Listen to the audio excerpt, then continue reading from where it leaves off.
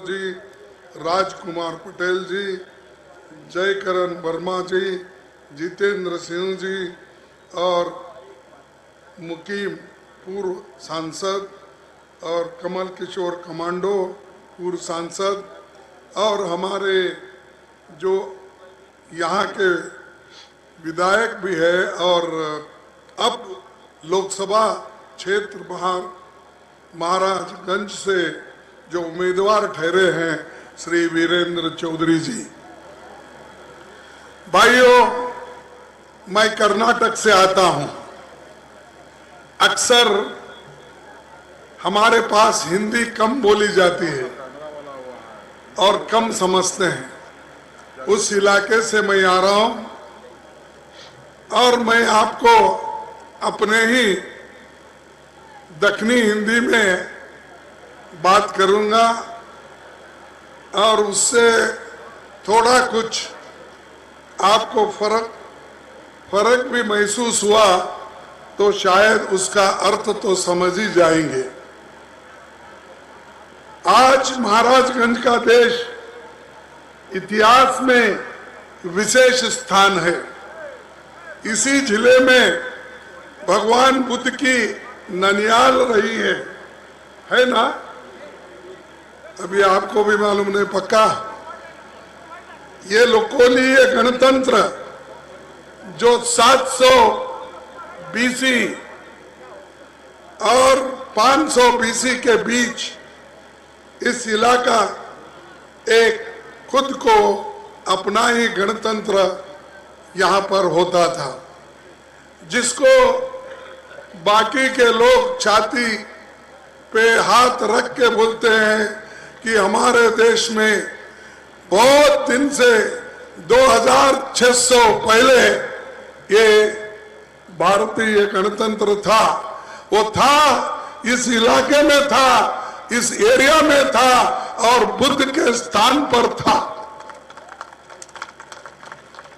इसीलिए हमको डेमोक्रेसी बचाना है। और 1857 के महान क्रांति युद्ध में भी यहां बहुत बड़ा आंदोलन हुआ और उसमें हिस्सा भी लिए। ऐसे एक महान नेता और खास करके इधर लोगों को ज्यादा से ज्यादा जो पहले के सांसद थे प्रोफेसर सिब्बनलाल सक्सेना जी, वो भारतीय संविधान सभा के सदस्य थे और संविधान बनाने में उनका बड़ा योगदान था। उसी ढंग से यही हमारी पार्टी के नेता वीर बहादुर सिंह जी भी राजनीति भी आरंभ यहां से हो गई। 1985 में वे उत्तर प्रदेश के मुख्यमंत्री बने तो पूर्वांचल के विकास के लिए काफी काम किया। सांसद और विधायक के रूप में हर्षवर्धन जी ने दिल्ली और लखनऊ में महाराजगंज की आवाज बुलंद की। कांग्रेस सरकार में महाराजगंज 2 अक्टूबर 1979 में यहां पर जो जिला बना तो उससे भी ये आगे बढ़ा। लेकिन जिन्हें अपने महाराजगंज से सांसद चुना पंकज चौधरी, वे मोदी सरकार में केंद्रीय वित्त मंत्री राज्य मंत्री है। इन्होंने आपके लिए कुछ काम भी नहीं किया।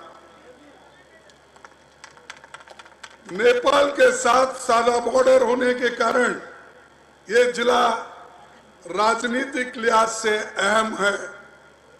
फिर भी जिला मुख्यालय रेल लाइन से नहीं जुड़ा। मैं एक बार मुझे सिद्धार्थ नगर जाने का मौका मिला। उस वक्त हमारे सिद्धार्थ नगर के एमपी कांग्रेस में थी वो आपको मालूम होंगे, एक दिन के 24 घंटे के मुख्यमंत्री थे।